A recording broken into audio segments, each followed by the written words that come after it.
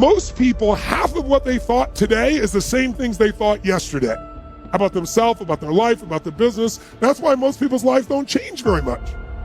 But if you wake up and you start realizing, I'm living in a home, an emotional home I don't want, you can change it. See, because everybody's got it. If you got $1 billion, check this out. If you had $1 billion,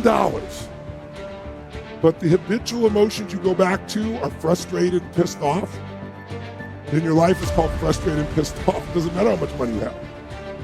Write this down, please. The quality of my life is the quality of my habitual emotions. The quality of my entire life is nothing but the quality of my habitual emotions. Whatever habits of emotion, wherever my emotional home is, I will find a way to get back there. And until I change that, I'm gonna have a problem.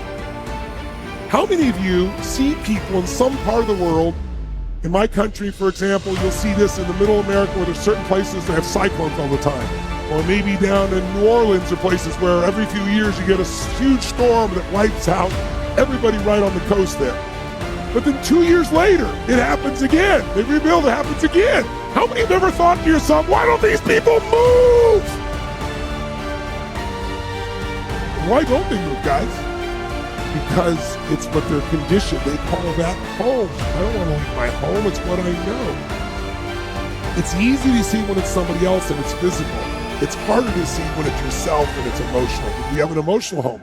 Some of you grew up in a really tough environment. I did too. Pretty brutal environment. Very painful environment. Part of who I am is because I didn't want to suffer and I had to find answers. And because I suffered so much, I don't want you to ever suffer if I can do anything about it. I can't control it, but I can help massively. But it's only because I suffered so much I don't want anybody else to. But think about it. Most people suffer even when they're successful. Listen, if you're successful and you're not fulfilled, that's the ultimate failure. If you got people that love you and you're not feeling joyous and alive, something's wrong. And you know what it is? You got an old home you're used to. Maybe the home you're used to is not a very happy home. It's a home of worry, a home of frustration, a home of anger, a home of feeling everything's unjust. And so you find a way to get back home using whatever the environment you can use. How many of you know somebody who's always pissed off about something? How many of you know somebody who is always worried? How many of you know someone who's not really funny, but they think they are? And they crack themselves up telling stupid jokes? How many know someone like this who cracks themselves up and they laugh so much that even though it's not funny, you find yourself laughing too? These people have different emotional homes. Some people's home is anger. They'll always find something to be angry about. It's what they're used to. It's their conditioning. So even when the storm comes in and messes up their life, they go right back to that same shit. Wouldn't it be nice to upgrade your home, your emotional home where you live? What if you could live every day with a vast majority of the emotions you had were joy and gratitude and love and appreciation, even in the middle of COVID, even when somebody does something unjust, compassion, playfulness.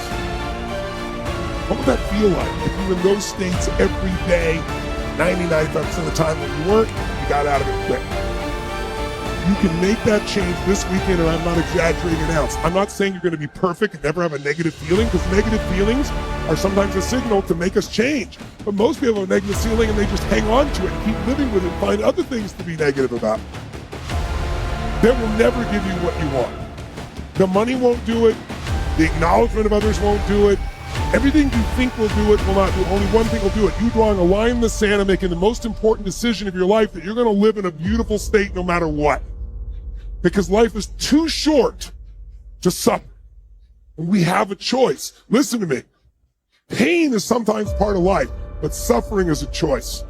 But for most of us, not a choice, because we have the habit of suffering, being stressed, being worried, being frustrated, being pissed off. And because we're wired that way, that's the muscle we built.